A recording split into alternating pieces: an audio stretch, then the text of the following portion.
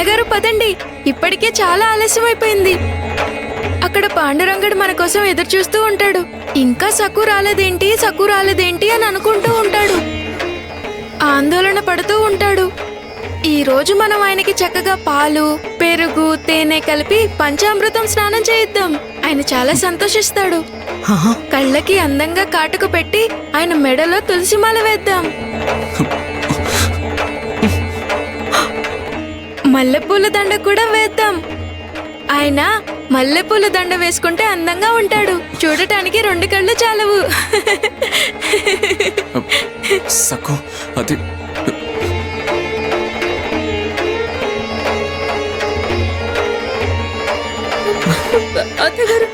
అది కాదమ్మా. భ్రమలో ఉన్నావు సఖు.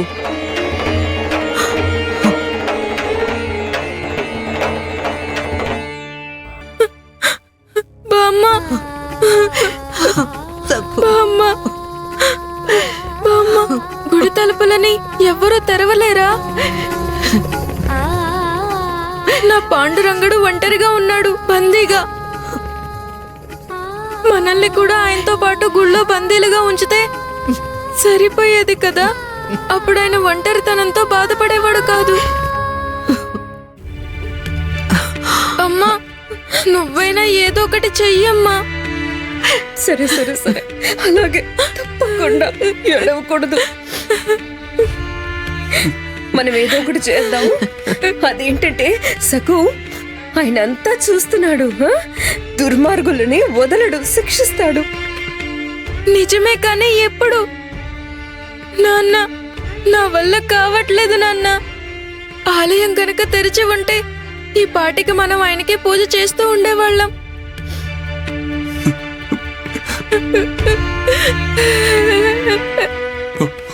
అవును అవును సక్కు. నాన్న, పోనీ నేను వెళ్ళి బయట నుంచి పాండురంగాన్ని చూసిరానా? ఆయన కోసం పువ్వులు ఇస్తే తీసుకువెళ్తాను. పాండురంగడు ఆలయంలో ఒంటరిగా ఉన్నాడు. నువ్వెక్కడికి వెళ్ళకు. నువ్వు మా కళ్ళ ముందే ఉండు సఖు. అమ్మా, ఏంటమ్మా, తనని వెళ్ళనివమ్మా. పాండురంగడితో కాసేపు మాట్లాడితే తన మనసుకి తృప్తిగా ఉంటుంది. వెళ్ళమ్మా, వెళ్ళా.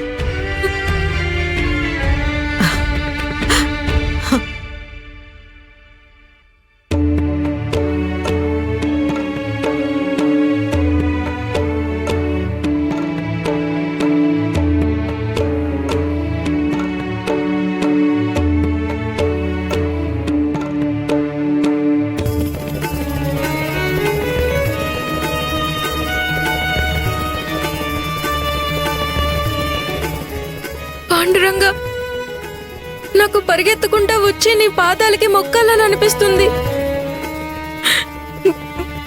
కానీ తలుపులు మూసేసున్నాయి, తాళమేసుంది. నేను ఎలా లోపలికి రాగలను? నీకు వెన్న కూడా తినిపించలేను. మాకు సహాయం చేయడానికి ఎవరు కూడా ముందుకు రావట్లేదు. నీ మొహం చాలా వాడిపోయింది. నువ్వు చిక్కిపోయావు, సన్నగా అయిపోయావు. నీ నల్లుడు చిక్కిపోయాడా?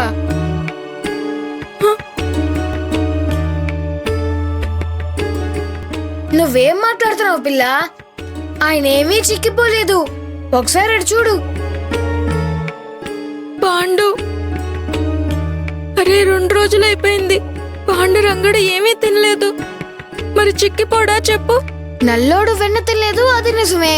మరి నీ సంగతి ఏంటి? ఆయన వెన్న తినలేదన్న దిగులుతో నువ్వు కనీసం మంచినీళ్ళు కూడా తాగట్లేదు, పస్తులుంటున్నావు. పాండు, నేను ఆయనలాగా బందీగా లేను. పాండురంగడు బందీగా ఉన్నాడు. మనం ఎప్పుడు కావాలంటే అప్పుడు తాగొచ్చు, తినచ్చు. కానీ పాండురంగడికి వెన్న నేనే తినిపించాలి కదా. పాండు, నాకేదైనా ఉపాయం చెప్పవా? పాండురంగడికి వెన్న తినిపించాలి. ఇదిగో పిల్ల, తలుపులు మూసేసున్నాయి, పెద్ద తాళం కూడా వేశారు.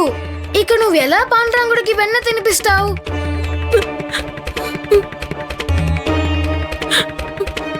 పాండు, మనం పాండురంగడికి వెన్న తినిపించడం అసాధ్యం. కానీ మనం ఆయనకి పూలమాల అయితే వెయ్యొచ్చు కదా. అరే తింకరిదానా, పువ్వుల మాల ఎలా వేస్తావు? చూడు, తలుపులు మూసున్నాయి, పెద్ద తాళం కూడా వేశారు. మనం లోపలికి ఎలా వెళ్ళగలం? పాండు, మనం పాండురంగడికి ఇక్కడ నుంచి తులసిని చూపిద్దాం. తులసి పరిమళం గుడంతా నిండితే అప్పుడు ఆనందిస్తాడు. అయ్యయ్యో భగవంతుడా, ఈ పిల్లతో ఎలా వేగలో తెలియట్లేదు. సరే సరే, తులసిని చూపించు. ఇంతకీ తులసిని ఎవరు తెస్తారు? ఇంకెవరు తెస్తారు? నువ్వే. పాండు, త్వరగా వెళ్ళు, నా కోసం తులసి తీసుకురావా. సరే తెస్తాను. నీ కోసం తెస్తాను, ఆయన కోసం కాదు. నల్లోడిని అలంకరించాలని నేనేం అనుకోవట్లేదు. నా చేత కూడా ఆయనకి సేవలు చేయిస్తున్నావు. నువ్వు అడిగితే కాదనిలేను. పర్లేదులే, వెళ్ళి తీసుకొస్తాను.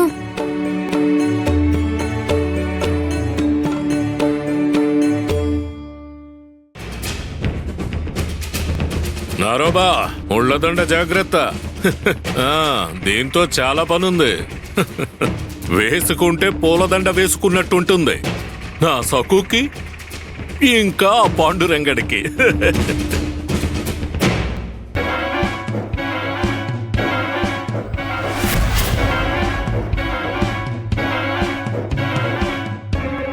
దండెందుకో చెప్పు.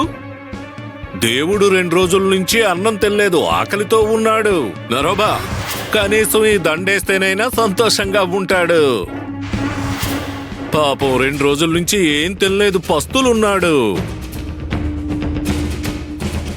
నరోబా, అయ్యగారు, ఈ దండ ఉంది చూడు, అలాగే. దీన్ని పాండురంగడి మెడలో వేస్తే ఆయన అందంగా కనబడతాడు. నిజంరా, ఈ దండని పాండురంగడి మెడలో వేస్తే అందంగా ఉంటాడు కదా.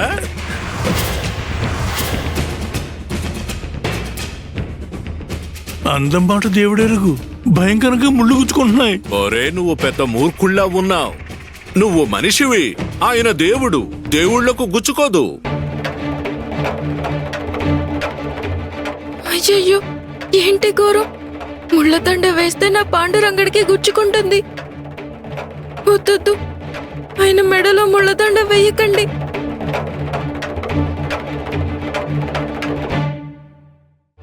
షాయాజీ, కాలికి గాయం ఏంటి? నిన్నటి నుంచి నడవలేకపోతున్నాను శివప్ప. అందుకే సమయానికి మీ ఇంటికి రాలేకపోయాను. అలాగా. ధాన్యం కోసం ఎదురు చూస్తున్నాం. తీర్పు మాకు వ్యతిరేకంగా వచ్చింది కాబట్టి మీరు ధాన్యం తీసుకురాలేదు అనుకున్నాం. అయ్యో, అది అబద్ధమని మాకు తెలుసు. మేము మీ పొలాన్ని కౌలుకు తీసుకున్నాం. పంట పండగానే మీ వాటా తెచ్చివ్వాలి కదా. ఎలా మోసుకు రావాలని ఆలోచిస్తున్నాను. ఇదిగో చూడండి, వడ్ల బస్తా ఇక్కడే ఉంది. నిన్న పొరపాటున కాలు జారి కింద పడ్డాను. అప్పటి నుంచి ఎక్కడ పనులు అక్కడే ఉన్నాయి. పర్లేదు, నేను వచ్చాను కదా, నేను తీసుకువెళ్తాను. నువ్వు ఇంటికి వెళ్ళు. భలేవరే, ఏం మాట్లాడుతున్నారు? మీరు బస్తా మోయడం ఏమిటి? మీ వల్ల కాదండి, చాలా బరువుగా ఉంటుంది.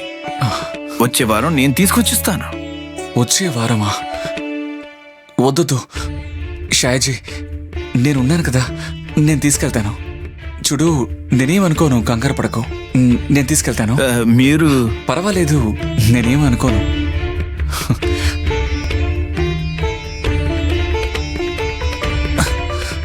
కాస్త నాకు సాయం పట్టవా?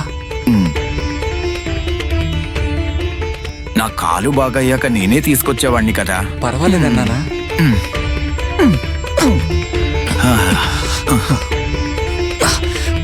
అనవసరంగా మిమ్మల్ని ఇబ్బంది పెట్టాను, క్షమించండి. వెళ్ళొస్తాను.